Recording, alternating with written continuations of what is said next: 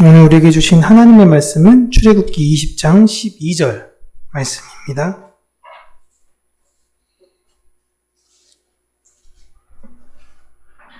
출애굽기 20장 12절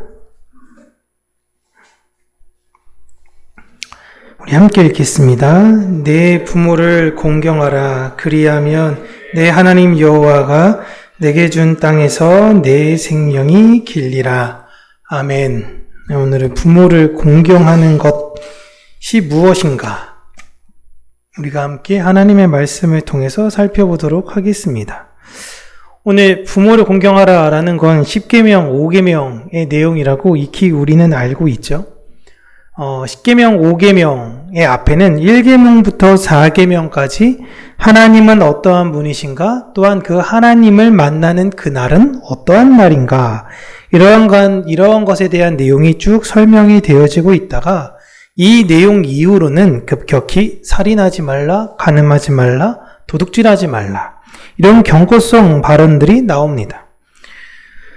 하나님에 대한 내용들 그리고 우리가 이웃과에 대한 내용들 그 중간에 이 둘을 잇는 이 사이에 있는 계명이 5계명인데 그 내용이 부모를 공경하라라는 것입니다. 부모를 공경하라는 내용은 처음에 등장하는 하나님에 대하여 그의 자녀들이 이스라엘이 어떻게 생각하고 태도를 취해야 하는지, 그러니까 자녀로서 이 세상에서 어떤 것을 하면서 살지 않아야 하는 내용을 있는 가운데 들고 있어요. 그러니 1계명부터 처음에 나왔던 하나님을 우리의 부모, 그 뒤로는 나와 형제들과의 관계, 그리고 그 중간에 있는 게 바로 오늘의 5계명인 부모를 공경하라 라는 내용이 10계명의 뼈대입니다. 고로 하나님은 5계명에서 부모를 공경하라 라고 했을 때 제가 오전에는 어버이 주일을 맞이해서 우리가 좀 잘 이해하기 쉬운 유교적 개념의 방법의 효에 대한 적용을 여러분들에게 말씀을 드리기는 했었지만 사실 하나님은 인간관계의 효에 대한 내용을 갑자기 계명 안에 느닷없이 집어넣으시려는 것이 아닙니다. 이 부모가 누구인지를 명확히 알아야 한다라는 거예요. 여러분의 부모는 누구시죠? 진짜 살아계신 부모님 이야기하라는 것이 아니라 나의 부모는 하나님 아버지이십니다. 라는 고백을 알아야 한다라는 것이 바로 5계명이에요. 성경에서 부모가 가장 먼저 등장하는 곳은 하나님께서 아담과 하와를 결혼시킨 다음에 하신 말씀이죠. 창세기 2장 24절에 이렇게 나와 있습니다. 이러므로 남자가 부모를 떠나 그의 아내와 합하여 둘이 한 몸을 이룰지로다. 아멘. 여러분 이 말씀 결혼식 예식장 갈 때마다 엄청 많이 듣지 않으시나요? 근데 이거 가만히 보면요. 누가 부모를 떠나라 그러죠? 남자가 부모를 떠나. 그러면 그 여자는 누구야? 그 여자는 누구예요? 에?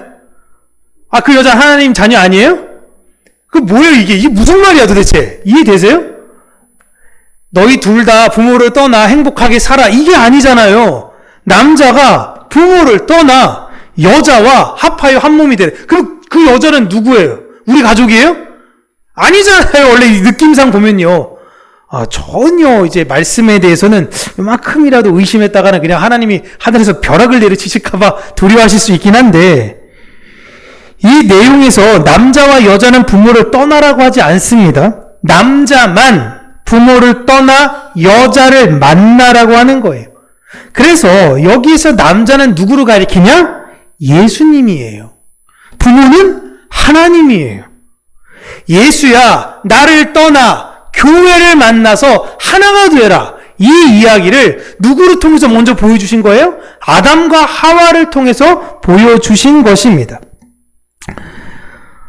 그러니 5계명이 부모를 공경하라 라는 의미는 하나님께서 지금 이스라엘을 무엇으로 여기냐면 바로 자녀로 여기신다라는 의미와 동시에 너희들은 이 세상의 남자들로 연약한 여자들과 연합해서 생명을 낳아야 하는 존재들이다 라는 걸 말씀하시는 거예요.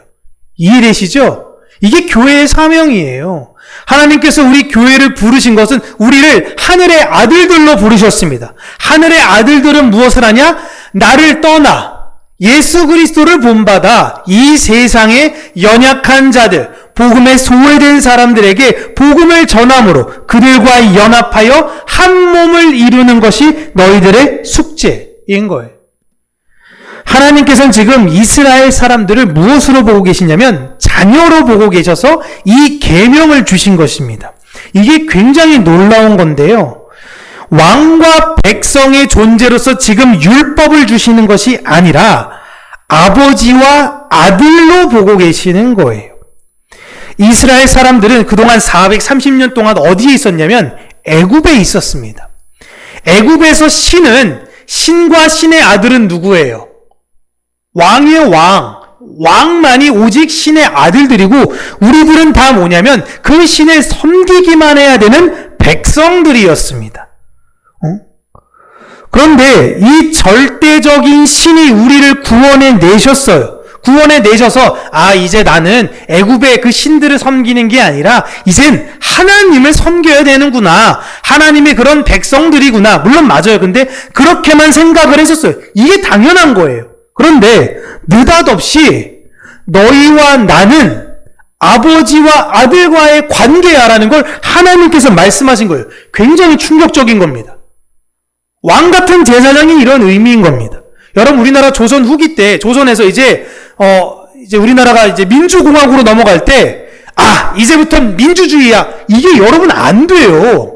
어렸을 때부터 계속 왕권에 있었던 분들은요, 갑자기 바뀐다고 해서 갑자기 머리가 확 바뀌지 않습니다. 그냥 왕권으로 살아가는 거예요. 이스라엘 백성들도 마찬가지였어요. 400년 넘게 내 부모의 신을 섬긴다라는 건 항상 아버지와 아들의 개념이 아니었는데 하나님께서 그들을 지금 앉혀놓고 너희들은 내 아들이다 라고 이야기하는 거예요. 고로 너희들은 나를 뭐 해야 되는 거예요? 섬기는 게 아니라 공경해야 되는 거예요. 내 뜻을 알아서 내 뜻을 너희들이 이어가야 한다라는 겁니다. 굉장히 충격적인 거예요. 하지만 우리에게 있어서는 별로 와닿지가 않는 그런 내용의 말씀들이죠. 부모를 공경하라라는 의미는 자녀로서 하나님의 뜻을 온전히 이해하라는 하나님의 당부인 것입니다. 여러분 자녀들이 마음에 안 들 때가 언제이신가요? 모든 부모들의 공통적인 건 부모의 철학을 아이들이 따라가지 못할 때에 속상해합니다. 부지런한 부모님들이 계시죠? 부지런한 부모님들은 누굴 보면 그렇게 화가 나냐면 게으른 애들만 보면 화가 나요. 진짜 부모의 철학은 아침에 일찍 일어나가지고 열심히 일하고 하루를 열심히 보내고 이런데 자녀는 해가 막 중천에 떠도 계속 누워있어. 맨날 뭐 하는지 몰라. 맨날 저거 어디 갔는지도 모르고 게으른 거 보면요 속이 뒤집어져요. 머리 좋은 부모님은 어떻죠? 아들을 딱 봤는데 자 알려주려고 합니다. 탁탁탁 알려줄 때 자녀가 딱 캐치하고 딱딱딱딱 이해하면은 부모는 너무 기뻐요. 근데 딱딱딱딱 했는데 뭐라고요? 하는 순간 부모의 마음이 일단 속상하죠. 그런데 또 가르쳐요. 또 못 알아들어요. 다음날 또 가르쳐요. 못 알아들어요. 그러면 무너져요. 마음이 막 속이 터집니다. 그러면서 이제 부모 간의 싸움이 시작하죠. 얘가 누굴 닮아서 이러냐? 당신 이러면서 서로 막 이런 싸움을 하긴 하는데 나의 철학을 자녀가 따라가지 못할 때에 부모들은 마음을 아파합니다. 그렇다면 우리의 부모이신 하나님 아버지의 뜻은 무엇인 것일까라는 거예요. 부모이신 하나님을 공경한다라는 것은 하나님의 뜻을 알고 그 뜻에 순종하는 것이 바로 부모를 공경하는 것입니다. 부모가 공부하렴 그런데 아이가 돈 벌어 와. 이건 불순종이에요. 때론 부모가 돈 벌어 와 할 때 자녀가 공부를 하면 그것도 불순종이라고 해야 되나요? 네. 그럴 수도 있긴 하죠. 집안이 어렵게 되면은. 네. 하나님의 뜻이 무엇인지 알고 싶어요. 라고 우리가 이야기한다면 여러분 예수님의 삶을 보시면 됩니다. 예수님이 어떻게 사셨지? 나에게 주어진 힘과 능력과 권한이 있음에도 불구하고 그것을 사용하지 않으시고 높고 잘 나가고 멋진 사람들과 어울려가지고 자신의 학식을 자랑하고 그렇게 되는 것이 아니라 가장 낮고 천한 사람들이 있는 곳에 가셔서 복음을 전하시고 가장 작은 일에서부터 최선을 다하셨던 예수 그리스도. 철저하게 자신은 감추고 하나님의 나라, 하나님의 일, 하나님의 뜻만을 위해서 사셨던 그것. 내가 이 세상에서 내 부모이신 하나님을 공경하는 건 나에게 주신 모든 것을 가지고 내가 하나님이 어떠한 분이시는지를 드러내면서 사는 것. 그 뜻을 알게 된 아들들은 예수님처럼 이 땅에서 하나님의 뜻에 순종하며 살아갑니다. 그렇게 우리는 이제부터 10계명 제5계명을 우리가 함께 읽고 함께 이 말씀에 대해서 생각할 때마다 부모를 공경하면은 하나님께서 우리에게 땅 주시나 보다. 그 땅에서 우리가 아주 자손 많은데 그 땅 물려주면서 땅 부자 되나 보다. 이런 생각을 하는 것이 아니라 내 아버지가 거하는 그곳에 나 또한 아버지와 함께 영원히 살 것. 육신의 부모를 공경하는 건 너무 당연합니다. 그와 더불어 함께 우리 아버지, 하늘의 아버지의 뜻대로 살아야 하는 것이 옳겠구나. 나는 지금 우리 하나님을 공경하며 살아가고 있는가? 라는 걸 한 번 더 기억하면서 사시기를 바랍니다. 기도하겠습니다. 살아계신 하나님 아버지, 우리가 우리의 부모이신 하나님 아버지를 진실되게 사랑하고 섬기며 공경하고 우리가 우리의 이웃 형제들과 함께 뜨겁게 사랑하고 서로가 서로를 더욱더 낮게 여기며 주의 나라와 그의 영광을 위해서 함께 한 마음으로 달려가는 우리 평강교회가 되게 하여 주시기를 간절히 간구하고 소원합니다. 자녀로서 어떤 이는 부족할 수 있고 어떤 이는 잘할 수 있을 때에 잘하는 이들이 조금은 어려워하는 그런 자녀를 보고 나무라거나 핀잔을 주는 것이 아닌 그들을 잘 헤아리며 그들의 부족한 부분까지 함께 더 베풀 수 있는 넉넉한 마음을 우리 공동체 안에 허락하여 주시고 주님의 은혜와 사랑 안에서 그 사랑들을 잘 실천하며 녹여내는 아름다운 사역의 열매를 내어놓는 우리 평강교회 모든 공동체가 될 수 있도록 은혜 허락하여 주시옵소서. 예수님 이름으로 기도합니다. 아멘.